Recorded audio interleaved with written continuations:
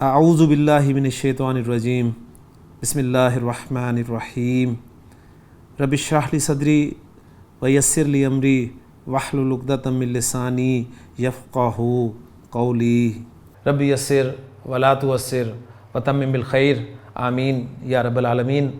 عربی کا معلم حصہ اول میں چلتے ہیں اگلے سبق کی طرف اور آج کے سبق کو دیکھتے ہیں۔ آج کے لیکچر میں ہمارا سبق ہے الدرس الرابع عشر، 14واں سبق، اور اس سبق کا عنوان ہے الفعل۔ تو آج الحمدللہ ہم فعل کو باقاعدہ شروع کریں گے عربی کے معلم میں۔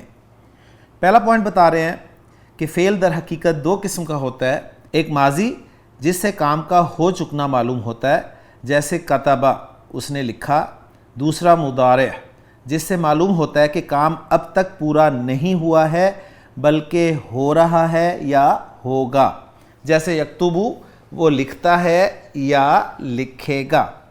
بعض علماء صرف امر حاضر اکتب یعنی لکھ کو فعل کی تیسری قسم مانتے ہیں۔ تو یہ پوائنٹ ایک ہمارے سامنے آیا ہے کہ بعض علماء کے نزدیک فعل امر میں سے جو امر حاضر ہے، ٹھیک ہے، اس کو فعل کی تیسری قسم مانتے ہیں۔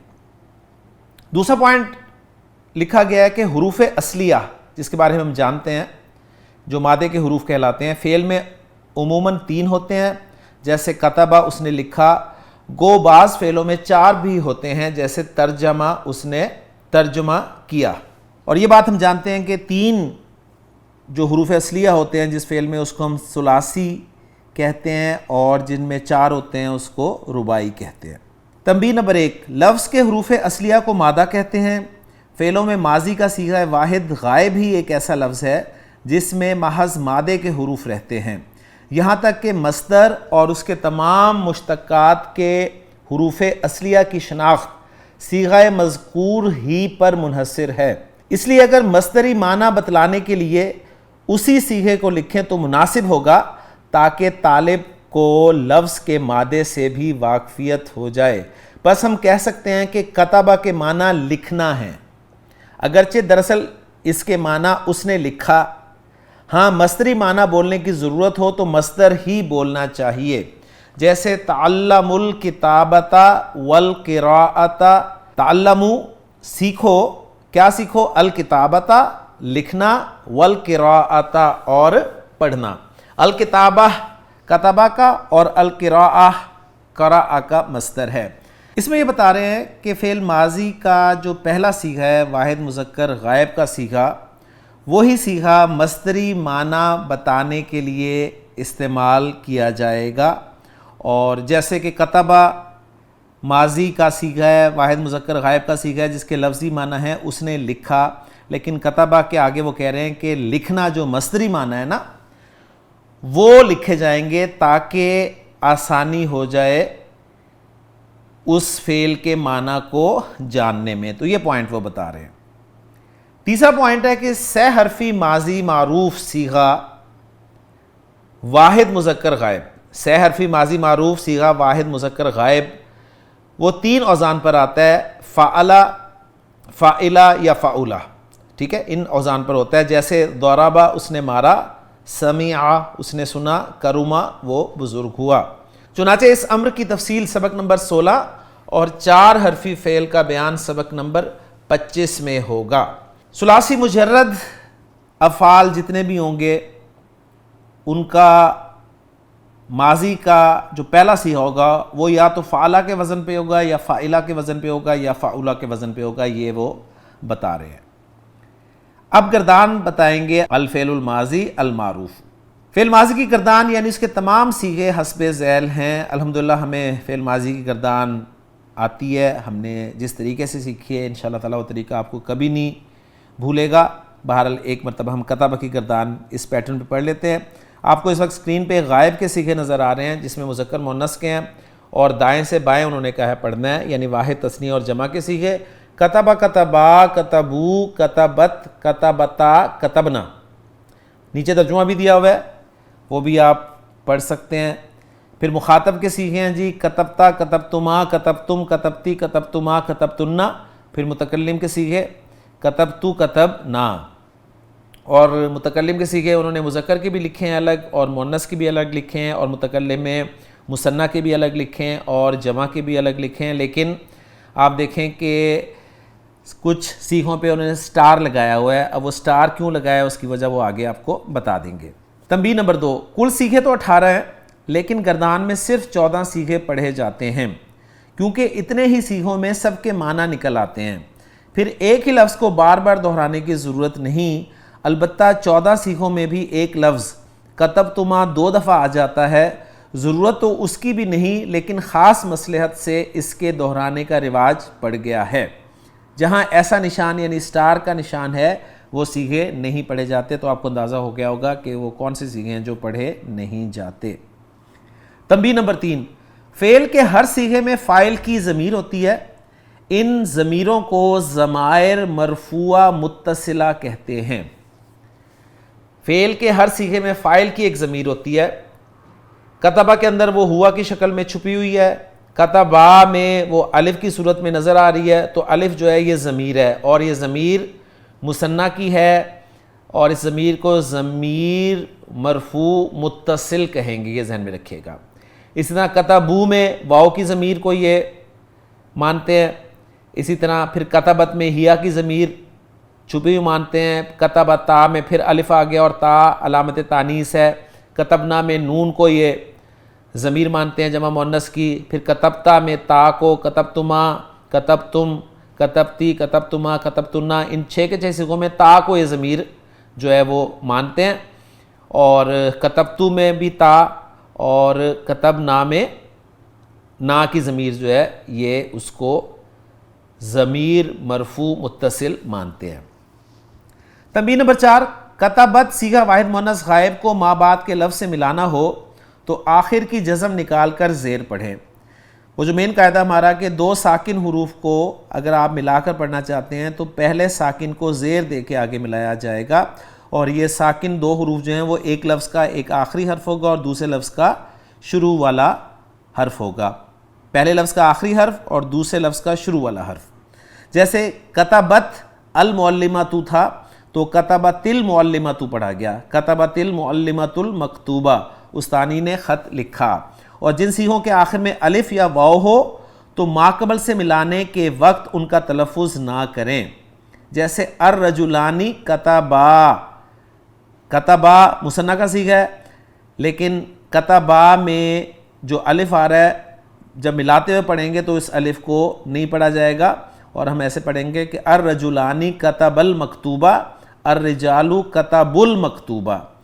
تو کتبا کا الف بھی نہیں پڑھا جا رہا اور کتبو کا واو بھی نہیں پڑھا جا رہا. اور یہ میں آپ کو بتا چکا ہوں کہ الف سے پہلے ہمیشہ زبر ہوتی ہے, اور واو سے پہلے اگر پیش ہو تو واو کو کوئی حرکت دے کے آگے نہیں ملایا جاتا. 5واں پوائنٹ ہے کہ فاعلہ اور فعولہ کے وزن کے افعال بھی مذکورہ گردان کے قیاس پر گردانے جائیں. جیسے شربہ شربا شربو سے شربنا تک, یعنی وہ کہہ رہے ہیں کہ فعلہ کی گردان تو انہوں نے کتبہ کی ایگزامپل کے ساتھ واضح کر دی ہے, تو فاعلہ اور فعولہ کی گردان بھی آپ اسی پیٹرن پہ کریں گے. شربہ کی گردان کریں جی شربہ شربا شربو شربت شربتا شربنا, شربتا شربتما شربتم شربتی شربتما شربتنا شربتو شربنا. کروما کروما کرومو کرومت کرومتا کرمنا, کرمتا کرمتما کرمتم کرمتی کرمتما کرمتنا کرمتو کرمنا. 6واں پوائنٹ ہے کہ فعلہ فاعلہ اور فعولہ یہ اوزان ماضی معروف کے ہیں. یہاں پر آپ کو معروف اور مجہول کے بارے میں اب بتائیں گے کہ فعلہ فاعلہ اور فعولہ یہ اوزان ماضی معروف کے ہیں. ان سب کا مجہول فعلہ کے وزن پر آتا ہے. اس میں ایک بات نوٹ کر لیں کہ جو فعولہ کا وزن ہے نا ماضی میں, یہ آتا ہی صرف لازم افعال کا ہے, لہٰذا لازم افعال کا مجہول نہیں ہوتا. یہ پوائنٹ بس آپ ذہن میں رکھیے گا. ان سب کا مجہول فعلہ کے وزن پر آتا ہے. کتبہ سے کتبہ ہو گیا, شربہ سے شربہ ہو گیا, اور کروما سے کرما. انہوں نے باہر لکھ دیا لیکن فعلہ جو وزن ہے ثلاثی مجرد کا اس سے سارے کے سارے افعال جو ہیں وہ لازم آتے ہیں اور ان سے پھر مجہول نہیں بنے گا. فعل مجہول کے ساتھ فاعل نہیں آتا. انہوں نے بتایا تھا کہ فعل معروف کے ساتھ فاعل آتا ہے، لیکن فعل مجہول کے ساتھ فاعل نہیں آتا بلکہ صرف مفعول آتا ہے. اسی مفعول کو نائب الفاعل یعنی فاعل کا کام مقام کہتے ہیں اور فاعل کی طرح اسی کو رفع دیتے ہیں. جیسے شرب اللبن، دودھ پیا گیا. اس جملے میں یہ نہیں بتایا گیا کہ پینے والا یعنی فاعل کون ہے. اب یہ آپ کو اندازہ ہوا ہوگا کہ یہ ساری چیزیں یہاں پر اکٹھی اور ایک دم سے آ رہی ہیں. ہم نے اپنے کورس میں ان کو بڑی تفصیل سے الگ الگ کر کے پڑھا تاکہ ہمارا ہر کنسیپٹ جو ہے کلیئر ہو. لیکن چونکہ ہم اس کتاب کو اپنے کورس کی ریویژن کے طور پہ پڑھ رہے ہیں تو یہ چیزیں بس آپ کے ذہن میں آ جانی چاہیے، آپ کو ریکال ہو جانی چاہیے کہ پیسو وائس کا کنسیپٹ کیا ہے عربی زبان میں. 7واں پوائنٹ وہ دے رہے ہیں کہ ماضی پر لفظ ما نافیہ لگا دینے سے ماضی منفی ہو جاتا ہے. جیسے ما کتبہ، اس نے نہیں لکھا، ما شربہ، اس نے نہیں پیا. 8واں پوائنٹ دے رہے ہیں کہ اکثر اوقات ماضی پر لفظ قد یا لقد بے شک بڑھایا جاتا ہے جس سے تاکید کے معنی پیدا ہوتے ہیں، لیکن ترجمہ میں ہمیشہ اس کے معنی لینے کی ضرورت نہیں. جیسے قد ضرب زید بکرن، بے شک زید نے بکر کو مارا یا زید نے بکر کو مارا. وہ بتا رہے ہیں کہ قد یا لقد لگا بھی ہو تو ترجمے میں اس کے معنی لینے کی ضرورت نہیں ہے. اگر ترجمے میں آپ اس کے معنی نہیں لیں گے تو آپ کو کیسے پتہ چلے گا کہ یہاں پر یہ تاکید کے لیے آیا ہے. یہ پوائنٹ قابل غور ہے. 9واں پوائنٹ ہے، چھٹے سبق میں تم نے پڑھا ہے کہ جس جملے کا پہلا جز فعل ہو وہ جملہ فعلیہ ہے. جملہ فعلیہ میں فعل کے بعد عموماً فاعل آتا ہے جو حالت رفع میں ہوتا ہے. جیسے جلس زید، زید بیٹھا. اور فعل متعدی ہو تو تیسرا جز مفعول ہوتا ہے. اب یہاں پر فعل لازم اور فعل متعدی بھی انہوں نے یہیں پر کور کرا دیا. مفعول جو حالت نصبی میں ہوا کرتا ہے، دیکھیں سبق نمبر 10. جیسے اکل زید خبزن، زید نے ایک روٹی کھائی. تو اکلا فعل ہے، زید فاعل اور خبزن مفعول. ان کے سوا باقی سب متعلقات کہلاتے ہیں، یعنی فاعل مفعول ان کے علاوہ جتنے بھی اجزاء ہوں گے وہ سب کے سب متعلقات کہلائیں گے. جیسے زید نے روٹی کھائی مع اللحمی، ظرف اور مضاف ہے گوشت کے ساتھ. فی البیتی، گھر میں کھائی، ٹھیک ہے، تو یہ بھی متعلق ہو جائے گا. الیوم، آج کھائی، یہ بھی متعلق ہو جائے گا. کبھی مفعول کو فاعل پر بلکہ فعل پر بھی مقدم کر دیا جاتا ہے. یہ جملہ فعلیہ کا پوائنٹ بتا رہے ہیں، ذہن میں رکھیے گا. جملہ فعلیہ میں آپ مفعول کو فاعل پر بھی مقدم کر سکتے ہیں اور فعل پر بھی مقدم کر سکتے ہیں. فعل پہ مقدم کر دینے سے وہ جملہ فعلیہ ہی رہتا ہے، جملہ اسمیہ میں کنورٹ نہیں ہوتا. ہاں اگر آپ فاعل کو مقدم کر دیں گے تو پھر وہ جملہ فعلیہ نہیں رہے گا بلکہ جملہ اسمیہ بن جائے گا. یہ پوائنٹ خاص طور پہ ذہن میں رکھیے گا. اسی طرح متعلقات کو فاعل پر، مفعول پر بلکہ فعل پر بھی مقدم کر سکتے ہیں. جو متعلقات ہیں ان کو آپ فاعل پہ مقدم کر دیں، مفعول پر مقدم کر دیں، فعل پہ مقدم کر دیں، کوئی مسئلہ نہیں ہے. اصل میں آپ کو پتہ چلے گا اعراب سے مرفوع ہوگا کوئی اسم تو وہ فاعل ہوگا، منصوب ہوگا تو وہ مفعول ہوگا، اور متعلقات میں آپ کو پتہ ہے ظرف ہوگا یا پھر حرف جر کے واسطے سے کوئی نہ کوئی اسم لگا ہوگا تو وہ آپ کو پتہ چل جائے گا. جیسے ایک ایگزامپل دے رہے ہیں وہ کہ الیوم اکملت لکم دینکم. اب الیوم یہ ظرف ہے، ٹھیک ہے، مفعول فی ہے، یہ مقدم ہوا ہے فعل سے بھی. اکملت فعل اور فاعل ہے اور لکم جو ہے جار مجرور ہے اور دینکم جو ہے مفعول ہے. ٹھیک ہو گیا. آج میں نے کامل کر دیا تمہارے لیے تمہارا دین. اس جملے میں الیوم اور لکم متعلقات ہیں، پہلا فعل پر مقدم ہے اور دوسرا مفعول پر مقدم ہے. بالکل صحیح بات ہے جی. اصل جملے کی ترتیب اگر آپ رکھنا چاہتے ہیں تو یوں ہوتی کہ اکملت دینکم لکم الیوم، ٹھیک ہے. تو اس میں مقدم کرنے سے اب ایک ایمفسس بھی پیدا ہوگا، ذہن میں رکھیے گا. یہ الفاظ کی تقدیم و تاخیر ایسے نہیں ہوتی، اس کے پیچھے تاکید ہوتی ہے. الیوم آج کے دن ایمفسس ہے، آج کے دن میں نے مکمل کر دیا تمہارے لیے تمہارے دین کو.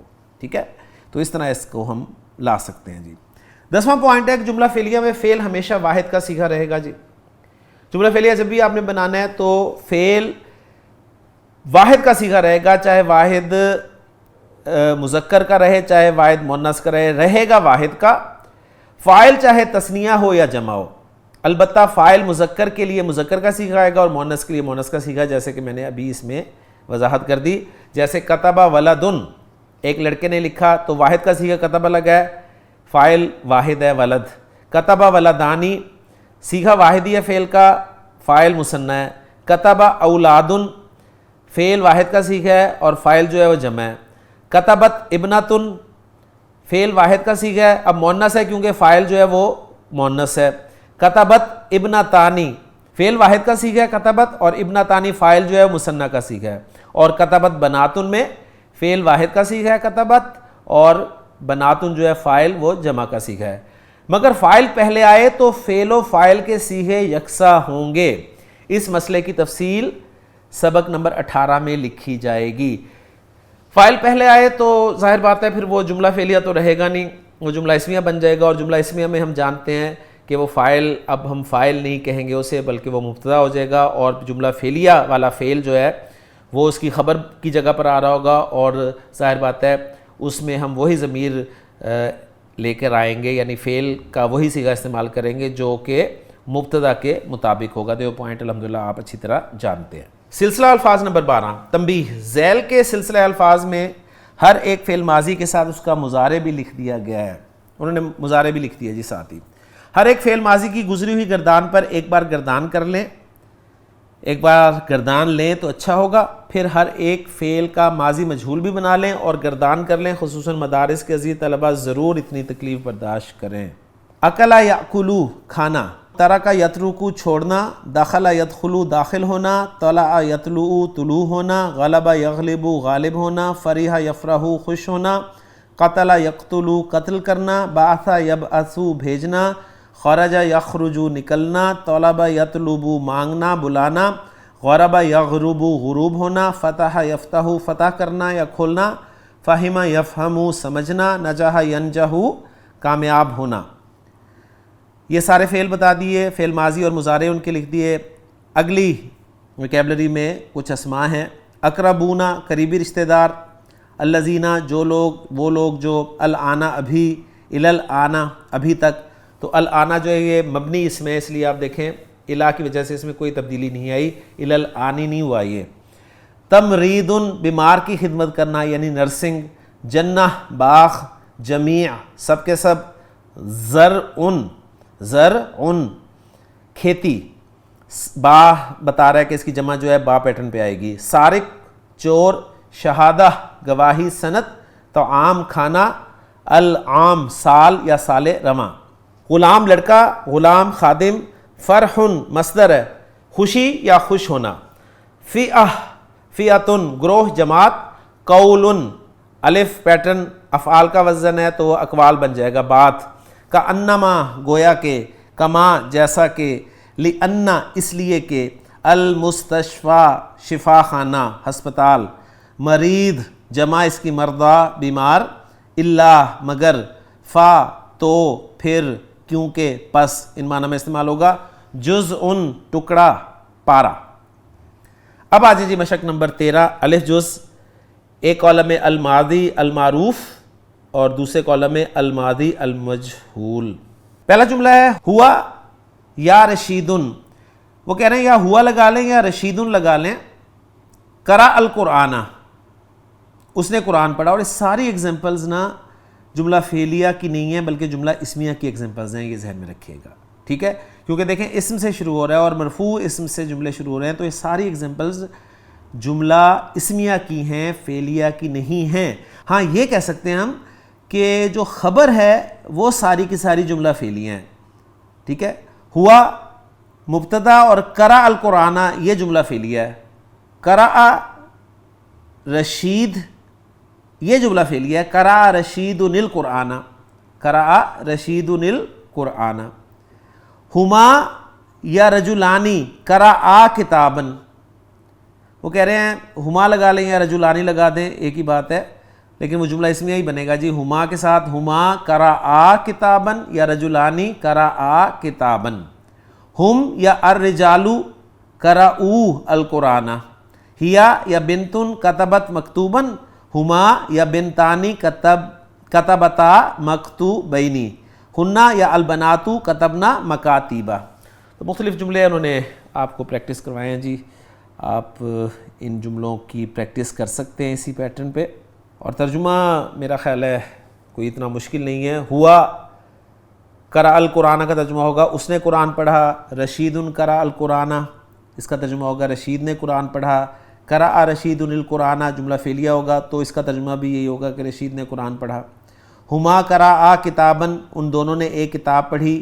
یا رجلانی قرأ کتاباً دو آدمیوں نے ایک کتاب پڑھی. اس طریقے سے آپ اس کا ترجمہ کر سکتے ہیں. دوسرے کالم میں ماضی مجہول بنا دیا گیا ہے ہوا, اور آگے فاعل نہیں ہوگا, ذہن میں رکھے گا. وہی جو مفعول تھا نا پہلے جملے میں القرآن, اسی کو نائب فاعل کا اسٹیٹس دے دیا گیا ہے. ہوا یا القرآن قریا, قری القرآن قرآن پڑھا گیا. ہما طلبا ان دونوں کو بلایا گیا. ہم طلبو ان سب کو طلب کیا گیا. ہیا طلبت اسے طلب کیا گیا مؤنث کو. اور ہما طلبتا ان دونوں مؤنث کو طلب کیا گیا. اور ہنہ طلبنا ان سب مؤنث کو طلب کیا گیا. اور یہ ضمائر کی جگہ آپ وہ کہہ رہے ہیں کہ رجلانی, الرجالو, بنتن, بنتانی یا البناتو بھی آپ لگا سکتے ہیں. اصل فوکس آپ کریں جو خبر آ رہی ہے نا ضمائر یا اسماء کے بعد, وہ آپ کا فعل ماضی حصے پر مشتمل ہے. اسی طرح انتا اکلتا تفاحن, انتا اکلتا تفاحن, انتا مبتدا, اکلتا فعل اور فاعل اور طوفان مفعول, یعنی تو نے ایک سیب کھایا. انتما اکلتما رمانن, انتم اکلتم بطیخن, انت طلبت العلم, انتما طلبتما العلم, انتنا طلبتن العلم. تو ترجمہ کرنا کوئی مشکل نہیں ہے, آپ کر سکتے ہیں. مجہول کا بھی اسی طریقے سے کر دیجئے گا. لیکن بہرحال کنفیوژن ہو رہی ہے اس حوالے سے کہ جملہ فعلیہ کی ہی گردہ ایگزامپلز ہوتی ہیں, پریکٹس ہوتی تو زیادہ ایزی ہوتا. انا شربتو ماءن میں نے کچھ پانی پیا. نحن شربنا لبنن ہم نے کچھ دودھ پیا. انا بعثتو الی دہلی مجھے دہلی بھیجا گیا. نحن بعثنا الی کلکتہ ہمیں کلکتہ بھیجا گیا. اب آئیں جی مشق نمبر 13 جز با. یا رشیدو اے رشید, اس کا ترجمہ ہم کریں گے حل قرأت القرآن کیا تو نے قرآن پڑھا. نعم یا سیدی جی ہاں جناب, جی جناب. قرأتو میں نے پڑھا جزءاً ایک جز منہ اس میں سے. تو قرأتو فعل اور فاعل ہو گیا, جزءاً مفعول ہو گیا, اور منہ جو ہے یہ جار مجرور اور نکرہ کے بعد آ رہا ہے تو ہم اسے جزءاً کی صفت بنا دیں گے. ایک جز جو کہ اس میں سے ہے, یعنی اسی میں سے ایک جز پڑھا. اس طرح پھر ہم اس کا ترجمہ کرتے ہیں, ٹھیک ہے. اور منہ کو آپ قرأتو کے متعلق بھی کر لیں, کوئی مسئلہ نہیں ہے. میں نے ایک جز پڑھا منہ اس میں سے. دوسرا جملہ ہے حل کتبت المکتوبہ. حل کتبتا کیا تو نے لکھا. کتبتا فعل اور فاعل, انتا فاعل, المکتوبہ مفعول, الی ابی کا جار مجرور متعلق کتبہ فعل کے, ٹھیک ہے. کیا تم نے اپنے باپ کو خط لکھا.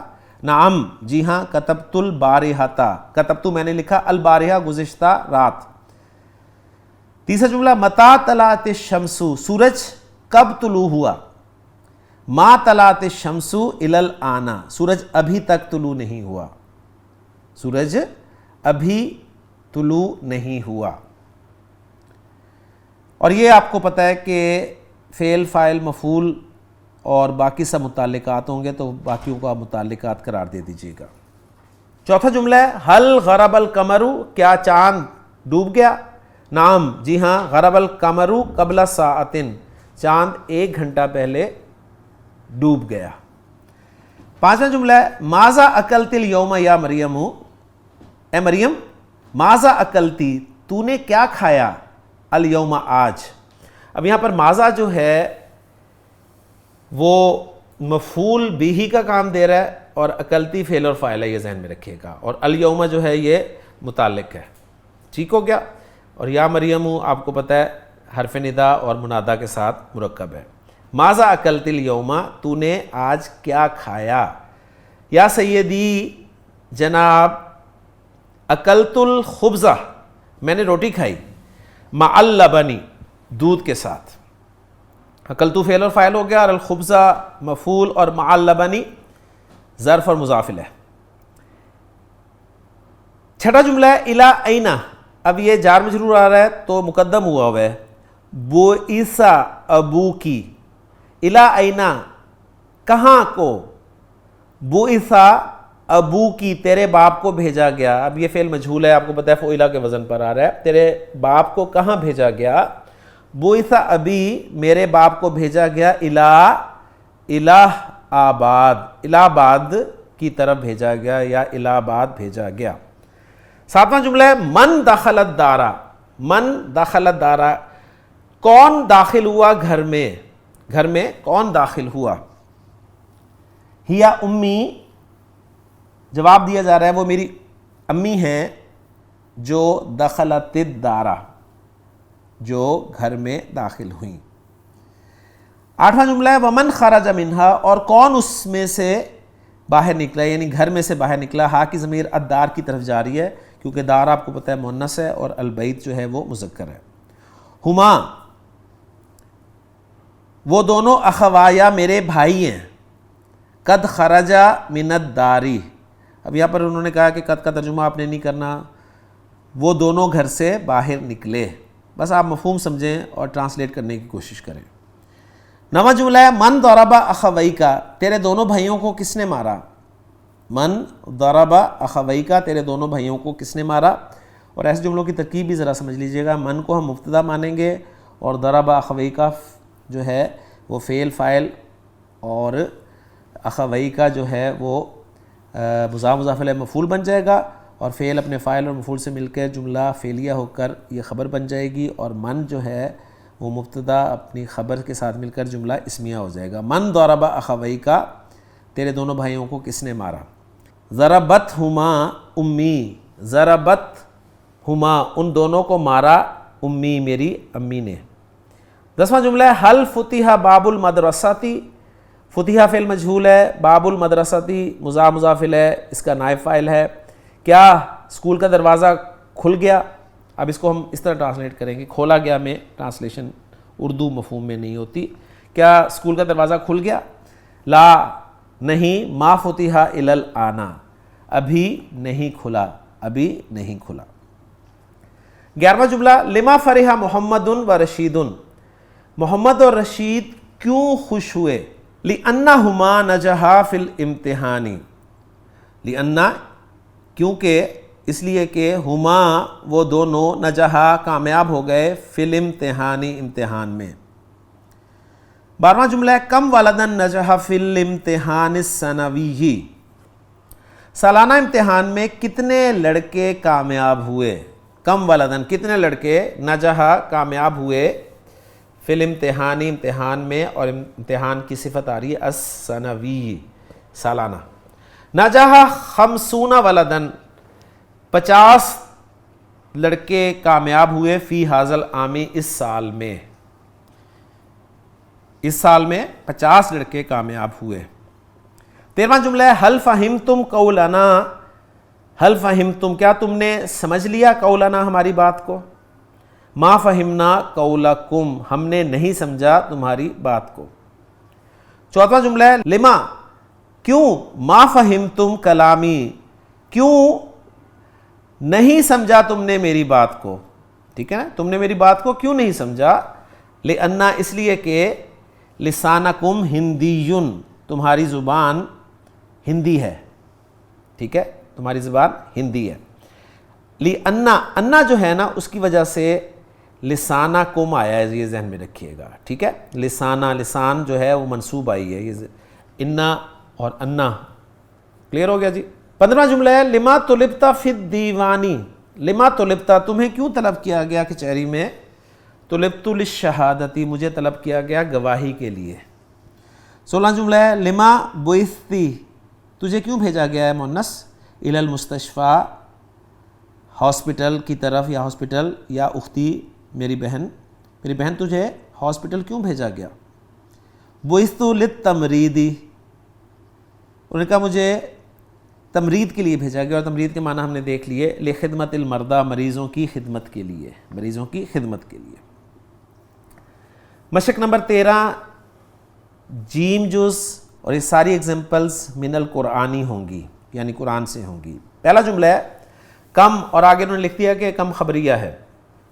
ویسے بھی ہم پہچان لیتے، لیکن مشکل تھا اس لیے بھی کہ استفہامیہ کے بعد بھی من آ جاتا ہے، کبھی کبھی آ جاتا ہے، تو کہیں یہ ہم اسے استفہامیہ نہ سمجھیں، اس لیے انہوں نے اسے خبریہ لکھ دیا. کم من فئۃ قلیلۃ، کم من فئۃ قلیلۃ غلبت فئۃ کثیرۃ باذن اللہ.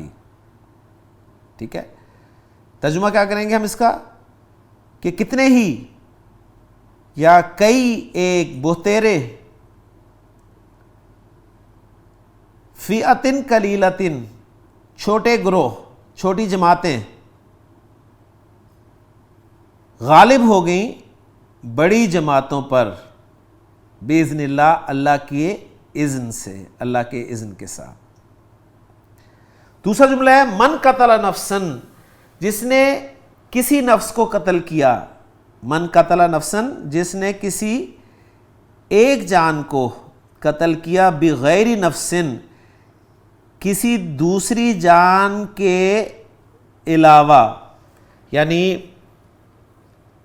قتل نفس کا کیسے ہوگا؟ بدلے میں ہوگا نا. کسی نے کوئی قتل کیا ہے تو اس کے بدلے میں حکومت جو ہے وہ اسے قتل کرے گی، پھانسی دے گی. ٹھیک ہے، تو یہ بتا رہے ہیں من قتل نفسا بغیر نفس، یعنی بدلے میں نہیں، ویسے اس نے قتل کیا کسی نفس کو. او فساد فی الارض، یا یہ فساد کا جو عطف ہے یہ نفس پر ہو رہا ہے، یعنی بغیر کسی نفس یا فساد کے، فی الارض زمین میں. فکأنما، تو گویا وہ ایسا ہے جیسے قتل الناس جمیعا، اس نے تمام کے تمام انسانوں کو قتل کر دیا. جس نے کسی ایک جان کو بغیر کسی جان یا بغیر کسی فساد کے قتل کیا تو گویا اس نے تمام انسانوں کو قتل کیا. تیسرا جملہ ہے کم، پھر اس کے آگے لکھا ہوا ہے خبریہ، کم ترکو من جنات و عیون و زروع و مقام کریم. کتنے ہی بہتیرے ترکو، انہوں نے چھوڑے، انہوں نے کتنے ہی باغات اور چشمے اور کھیتیاں اور شاندار مقامات چھوڑے. چوتھا جملہ ہے للرجال نصیب مما ترک الوالدان والاقربون. للرجال، مردوں کے لیے، نصیب ایک حصہ ہے، مردوں کے لیے ایک حصہ ہے، مما ترک الوالدان والاقربون، اس میں سے جو والدین اور رشتہ داروں نے چھوڑا.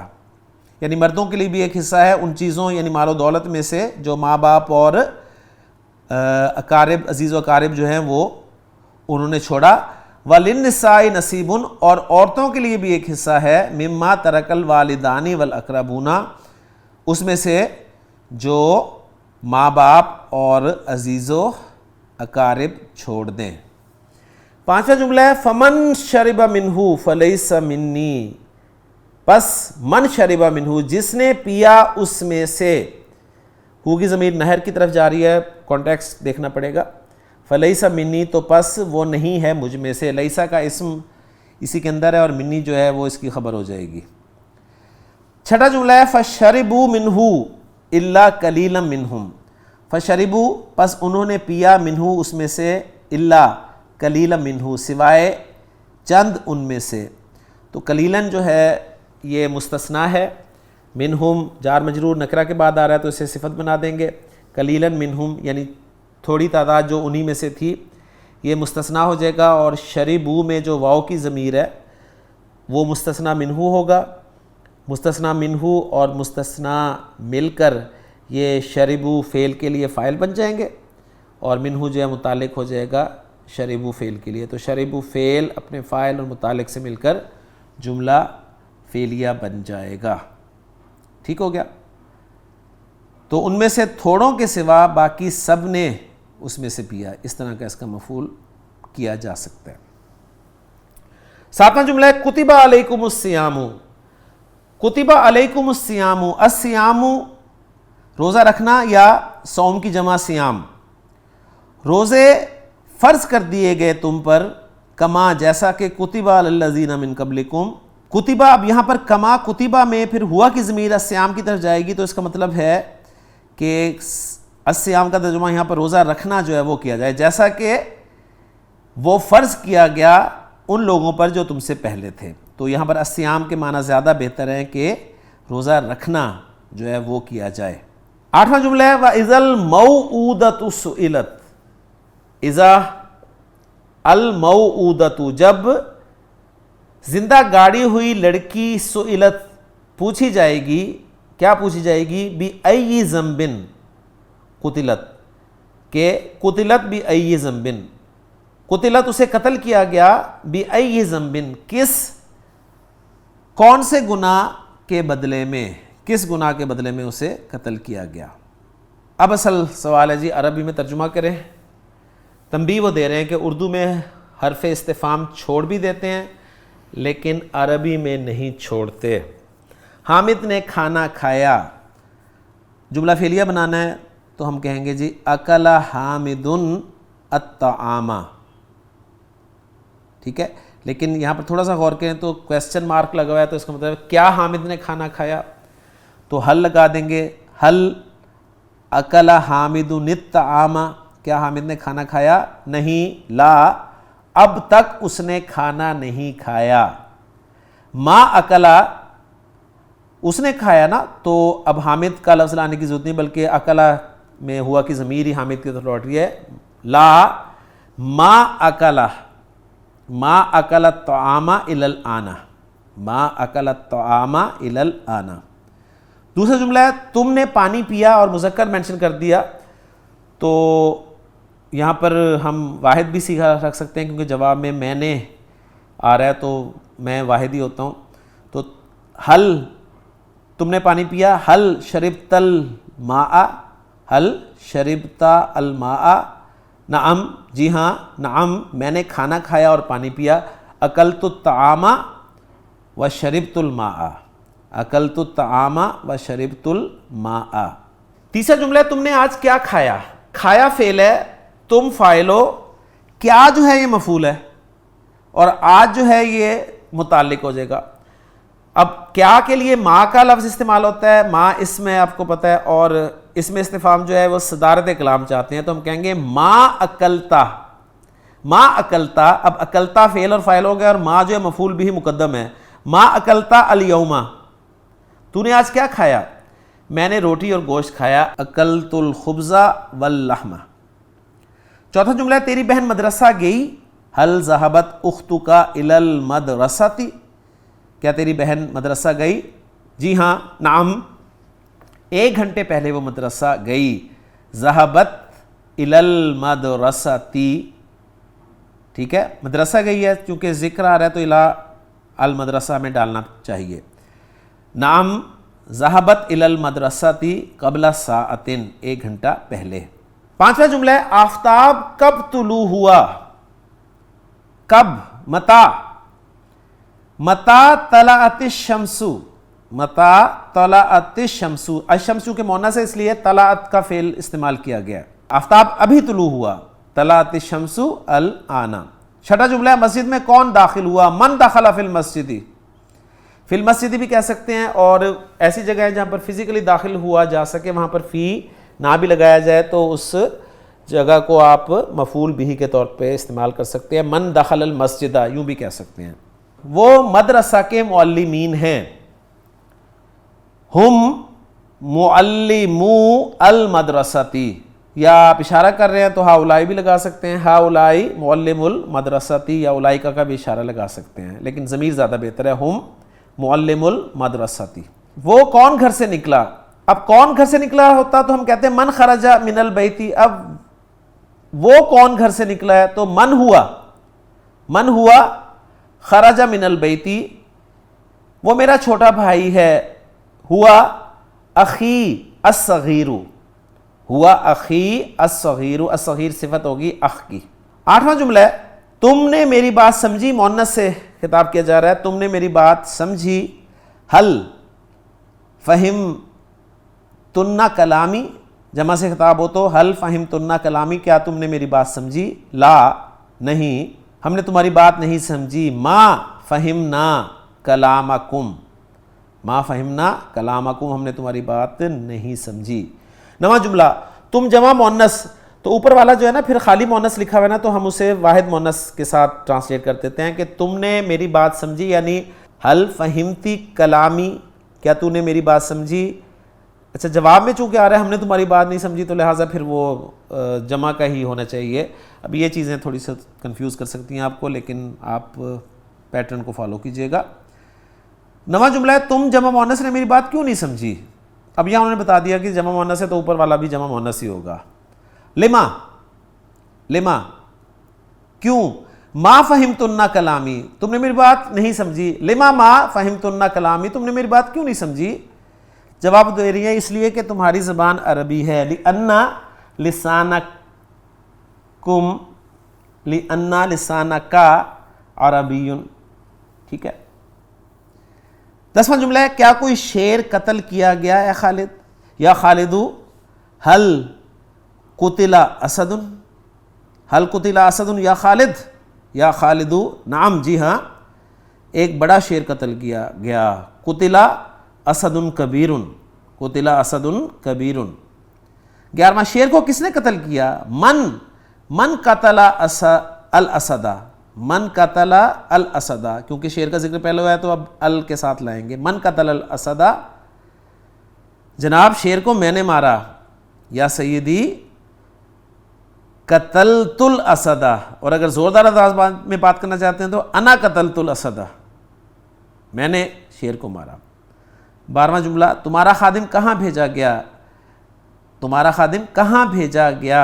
اینا بعث خادمک، اینا بعث خادمک، اسے یا وہ بازار بھیجا گیا. ہوا بعث یا بعث الی السوق، بعث الی السوق. تو الحمدللہ جی ہمارے جملے اردو سے عربی وہ بھی ٹرانسلیٹ ہو گئے. تھوڑی سی پرابلم آ رہی ہے، آپ بھی فیس کر رہے ہوں گے کہ جملوں کے حوالے سے جو انہوں نے ٹرانسلیشن کی ہے اس حوالے سے ہمیں پریشانی ہو رہی ہے، لیکن ہم کوشش کریں گے کہ جو کچھ ہم نے پڑھا ہے اس کے مطابق ہم اسے سولو کریں، اور اللہ تعالیٰ ہمارے لیے اس بک کو مکمل کرنا آسان فرمائے. ابھی اس کا پہلا پارٹ چل رہا ہے اور امید ہے کہ انشاءاللہ تعالیٰ جلد اس کا پہلا پارٹ مکمل ہو جائے گا. اس کے بعد باقی اس کے 3 پارٹس بھی خیر و عافیت سے مکمل کرنے کی توفیق عطا فرمائے. الحمدللہ آج کے لیکچر میں ہمارا یہ سبق مکمل ہو گیا. انشاءاللہ تعالیٰ اگلے لیکچر میں نئے سبق کے ساتھ آپ سے ملاقات ہوتی ہے. سبحانک اللہم و بحمدک، اشہد ان لا الہ الا انت، استغفرک و اتوب الیک.